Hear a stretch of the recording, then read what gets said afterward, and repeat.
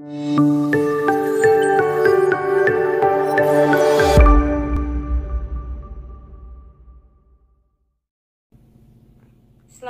pagi Bapak Ibu dosen dan rekan-rekan mahasiswa yang terkasih di dalam Yesus Kristus.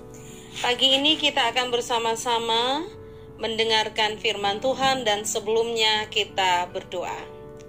Ya Tuhan, tolonglah kami supaya kami mendapatkan firman-Mu, mengerti dan diberkati, dan yang terlebih utama menjadi para pelaku firman. Di dalam nama Yesus kami sudah berdoa. Amin.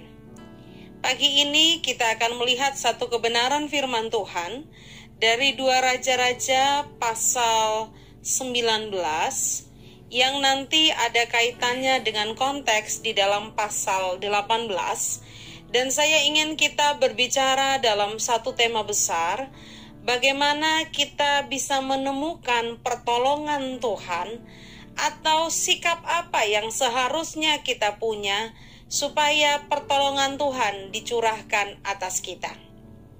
Bapak Ibu Saudaraku yang terkasih, di dalam hidup ini seringkali kita mungkin mengalami situasi-situasi yang membuat kita galau dan bingung. Situasi-situasi di mana kita harus mengambil keputusan yang sulit, atau situasi-situasi sulit itu sendiri yang terkadang membuat kita harus melakukan banyak hal di dalam hidup ini dan memutuskannya dengan baik. Jelas bahwa dalam situasi-situasi itu kita membutuhkan petunjuk, bimbingan, dan tuntunan serta pertolongan dari Tuhan. Pagi ini kita akan melihat bersama tentang bagaimana Raja Hizkia di tengah kepanikannya karena Raja Asyur atau Sanherib hendak datang dan menyerang dia. Sebelumnya dia sudah pernah tunduk kepada Raja Asyur, tapi saat ini dia tahu bahwa dia tidak bisa terus-menerus tunduk karena tagihan upeti yang disyaratkan oleh Raja Asyur begitu besar untuk dia tanggung. Sebelumnya dia sudah takluk kepada Raja Asyur, bahkan sampai emas yang ada di bait Allah dikeratnya untuk diberikan kepada Raja Asyur. Tapi kali ini dalam ancaman serangan dari Raja Asyur, dia tidak lagi mau untuk tunduk kepada Raja Asyur. Lantas apa yang dilakukannya? Yang pertama, di dalam 2 Raja-Raja 19 ayat pertama sampai dengan ayat yang ketiga, di sana dikatakan yang dilakukan oleh Hizkia adalah mengoyakkan pakaiannya, menyelubungi badannya dengan kain kapung, lalu dia masuk ke dalam rumah Tuhan. Ada kepala istana yang bernama Eliakim, panitera negara yang bernama Sebna, ada tua-tua di antara para imam, mereka pun disuruh untuk memakai kain kabung dan pergi kepada nabi waktu itu adalah Yesaya bin Amos. Di dalam 2 Raja-Raja 18 ayat 13 sampai 14 tadi sudah saya ungkapkan bahwa Hizkia pernah tunduk kepada Raja Asyur. Tetapi kali ini dalam ancaman Raja Asyur yang berikutnya, dia tahu dia tidak boleh mengandalkan Raja Asyur. Akhirnya yang dilakukannya sebagai sikap pertama adalah dia datang kepada Tuhan merendahkan diri. Dia memakai pakaian kabung, dia mengoyakkan pakaiannya, tanda penyesalan, tanda penyerahan kepada Tuhan. Bapak Ibu Saudaraku yang terkasih, di dalam peristiwa-peristiwa hidup kita, seringkali kita juga menjadi seperti Hizkia yang awalnya salah karena kita mengandalkan orang lain, mengandalkan sumber lain, dan itu bukan Tuhan. Sehingga pada akhirnya kita tiba pada situasi-situasi buntu yang membuat kita merasa kita tidak bisa lagi mengandalkan siapapun kecuali Tuhan.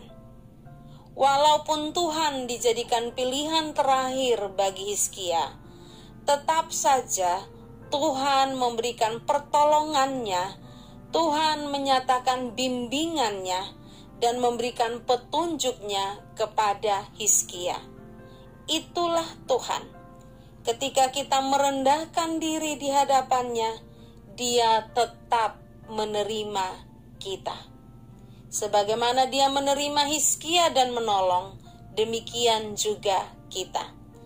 Oleh karena itu, pada poin pertama pagi ini saya ingin mengatakan kepada kita, apakah ada sumber lain?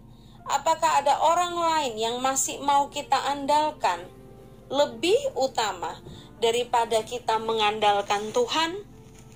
Jika itu yang kita lakukan, situasi sulit yang kita hadapi hari ini adalah akibat kita tidak mau mengutamakan dan mengandalkan Tuhan saja. Mari bersikap sama seperti Hizkia, merendahkan diri di hadapan Tuhan, dan biarlah kasih karunia Tuhan kembali dicurahkan. Dalam situasi-situasi tertentu memang jauh lebih mudah mencari pertolongan dari pihak lain. Mungkin kita bisa membuat planning A, B, dan C, mengandalkan orang A, B, dan C. Tetapi kadang-kadang Tuhan izinkan A, B, dan C justru tidak bisa menolong kita.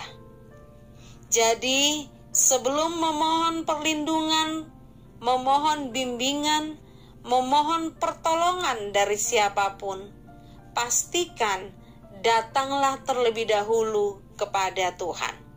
Supaya kalaupun sumber A, B, dan C yang dipakai, biarlah sumber itu datang atas izin Tuhan. Apa yang dilakukan oleh Hizkia berikutnya, setelah dia merendahkan diri di hadapan Tuhan, yang berikutnya adalah dia mencari Tuhan melalui doa. Di ayat 14 dari 2 Raja-Raja 19 di sana dikatakan, Hizkia menerima surat itu dari tangan para utusan, surat ancaman maksudnya, lalu membacanya, kemudian pergilah ia ke rumah Tuhan dan membentangkan surat itu di hadapan Tuhan. Hizkia tahu sekarang sumbernya hanya Tuhan, karena itu setelah dia merendahkan diri dan memohon belas kasihan Tuhan, dia menaikkan doa kepada Tuhan. Kalau kita baca isi doanya di dalam ayat 15 sampai dengan ayat yang ke-19, kita akan melihat bahwa di dalam doa itu, Hizkia tidak hanya melulu bicara soal kebutuhannya akan pertolongan Tuhan supaya menang dalam pertempuran melawan Asyur. Tetapi di dalam doanya, Hizkia memuji Tuhan sebagai Allah atas segala kerajaan. Sebelumnya Sanherib memegahkan diri, merasa bahwa dia hebat karena dia bisa mengalahkan kota-kota dan kerajaan-kerajaan tertentu.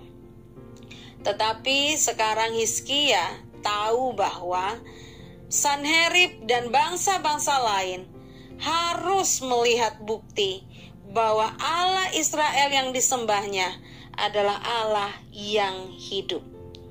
Itulah sebabnya dia berkata, bukalah matamu ya Tuhan dan lihatlah. Dengarlah perkataan Sanherib bagaimana dia menghina engkau ya Tuhan.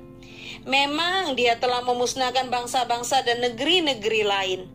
Tetapi mereka itu tidak punya Allah. Allah mereka hanya buatan tangan manusia, kayu dan batu. Sebab itu dapat dibinasakan.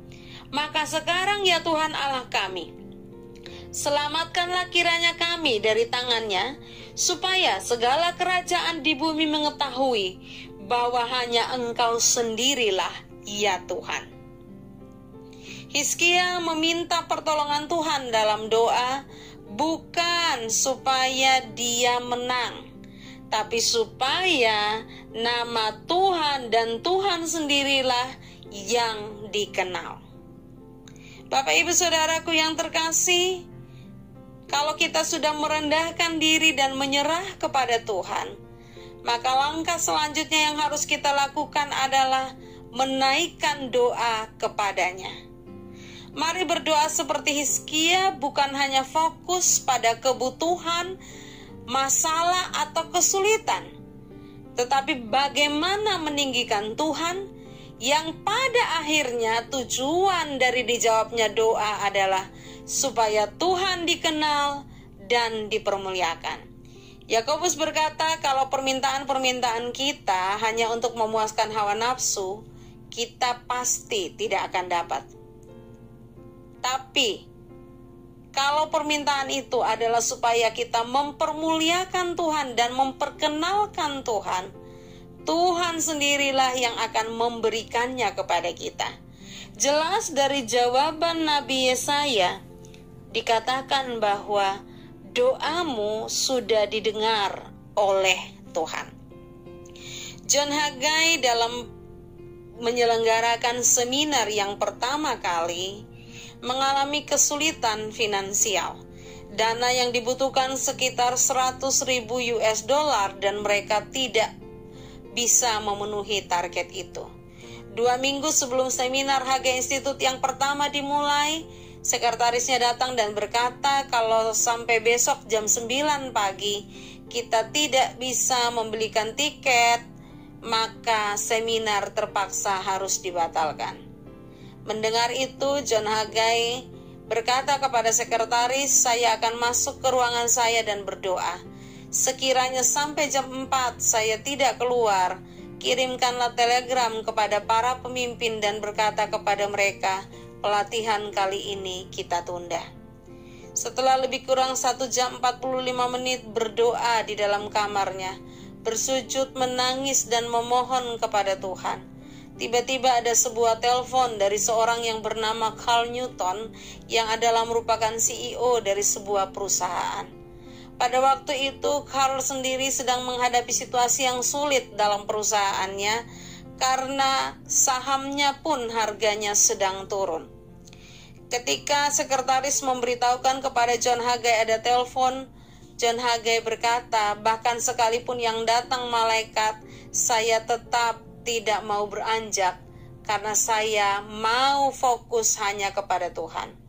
Tetapi Newton terus-menerus memaksa dalam teleponnya sehingga pada akhirnya John Haggai menerima.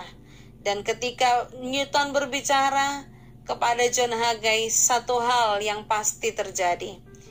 Newton telah mengirim 100.000 US dollar ke rekening dari John Haggai dalam sebuah bank di Atlanta. Ketika John Haggai selesai menerima telepon dan melihat jam menunjukkan waktu pukul 4 kurang 6 menit. Tuhan menjawab doa. Jika yang kita minta bukan hanya untuk memuaskan hawa nafsu kita semata, terlebih jika itu merupakan pertolongan untuk kebutuhan kita, Tuhan menjawab doa. Yang ketiga, yang terakhir yang dilakukan oleh Hizkia adalah dia menerima firman Tuhan. Setelah dia merendahkan diri kepada Tuhan, mencari pimpinan Tuhan melalui doa, pada akhirnya dia menerima firman Tuhan. Nabi Yesaya menyampaikan pesan berupa firman Tuhan kepada Hizkia. Di dalam ayat 29-34, Yesaya memberikan tanda bahwa akan ada tumbuhan tanaman yang berhasil. Mereka bisa menabur, menuai, membuat kebun anggur, dan bahkan memakan buahnya. Mereka dapat menghasilkan buah, dan mereka mengalami kemenangan. Hizkia menerima firman tersebut dan mempercayainya. Dalam kebingungan, dia bukan hanya merendahkan diri, dia bukan hanya mencari Tuhan lewat doa, tapi juga dia mencari firman Tuhan. Dan Tuhan memberikan firman-Nya untuk dia. Bapak Ibu Saudaraku yang terkasih di dalam Tuhan, jawaban dari doa adalah Tuhan memberikan firman. Tuhan tidak pernah bekerja di luar firman. Jadi jangan berkata yang penting saya sudah berdoa dan memohon. Tetapi apakah kita juga membaca firman? Membaca firman menolong kita untuk mengerti. Memang jawaban ini berasal dari Tuhan. Membaca firman membuat kita semakin yakin apakah benar seperti ini yang Tuhan mau. Sundar Sangma, penulis dari buku The Goal, salah satu fasilitator dari Hagai Institute, menulis kesaksiannya ketika dia membutuhkan sebuah laptop baru. Waktu dia berdoa kepada Tuhan dan dia menantikan jawaban doa itu, tidak ada yang langsung terjadi setelah dia selesai berdoa. Semakin lama dia berdoa, beberapa bulan itu tetap tidak ada keajaiban. Sehingga pada suatu hari ketika dia mulai ragu, dia berlutut dalam doa dan puasa, dan pada waktu itu Tuhan berbicara kepada dia di dalam Matius 8 ayat 13, supaya dia pulang dan jadilah seperti yang dipercayainya.